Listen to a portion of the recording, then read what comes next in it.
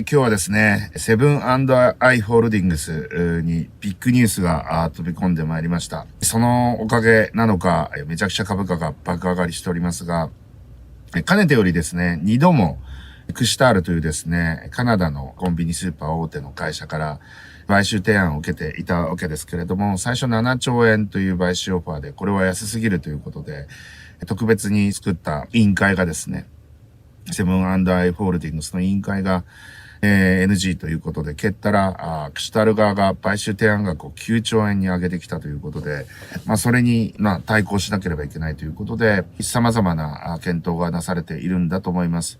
今回この9兆円を蹴ってしまうとですね、おそらく敵対的買収すらあり得るということで、経営陣は、それは嫌だなというふうに思っているのかもしれません。そんな中で、これ日経新聞のリーク記事なんですけれども、本当に進んでるかどうかわからないですが、日経なんで割と信憑性は高いのかなというふうに思っております。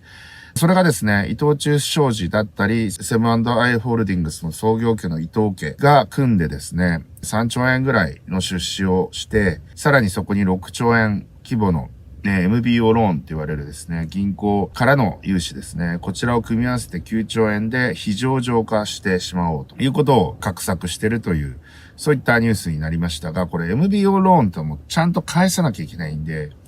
かなりの金利負担になってくると思います。しかも6兆円っていうクラスのお金なので、かなりの金利負担になると思います。そうですよね。2% とかだともうものすごい額ですよね。なので、その辺がどうなのかなっていうのは、何百億っていう世界、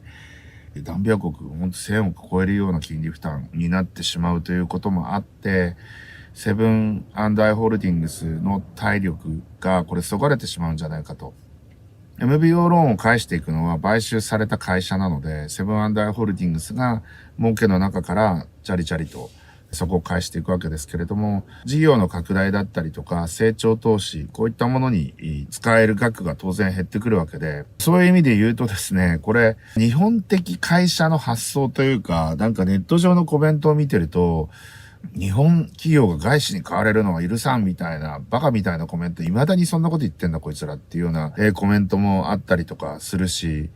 もうなんならでも本当に買ってもらった方がいいんじゃないですか。9兆円の買い手なんてなかなかないですよ。相当でかい買い物まるっと買ってくれるっていうのは、これ僕だったらめちゃくちゃこれチャンスだと思いますよ、本当に。ということで、すごくしかもセブンイレブンって優秀な会社なので、その商売はね。なので、そっちのそのカナダの会社の方の母屋を取ってしまうぐらいのことだって全然できてしまうぐらいの実力ある会社だと思うので、むしろ買われちゃった方がいいんじゃねえのっていうふうに私は思ったりとかしてますけれども、はたまたどうなることでしょうか。またですね、この伊藤忠商事がまたややこしくてですね、伊藤忠商事、今ファミリーマートをですね、100% 持ってるわけですよ。なので、これ、伊藤忠が何%その、セブンイレブン、セブン&アイ・ホールディングスの株を持つかってなりますけど、これ、伊藤家と伊藤忠って書いてあったから、50%、50% なのかなとか、いろいろ想像してしまいますけれども、保有割合においてはですね、このコンビニチェーン、日本のね、三大コンビニチェーンのセブン、ファミマ、ローソンのうちの 2強がですね、同じ陣営についてしまうということで、その辺独占禁止法上の問題なんかも出てくるんじゃないのかなとか、そういったことも考えてもですね、さらにプラスして三菱商事とね、ローソンの連合みたいなのもあるんで、こちらの方が逆にこう、セブン&アイに買収提案をしてくる可能性すらありますよね。だから、そこはもう本当に取締役会とかそのね、特別委員会みたいなやつ、もう本当にここまで来るとですね、下手にこう、ちゃんと高値を出したところにちゃんと売らないとですね、背任行為とみなされてしまう可能性すらあるんで、非常に混沌としてきましたけれども、いろいろなパターンの結果が考えられるんじゃないかと。日本ではなかなかこれまでに行われなかったことですけれども、セブン&アイ・ホールディングスがどうなるか、これから注目してみたいと思っております。ということで今日はこの辺で終わりたいと思います。いってらっしゃい。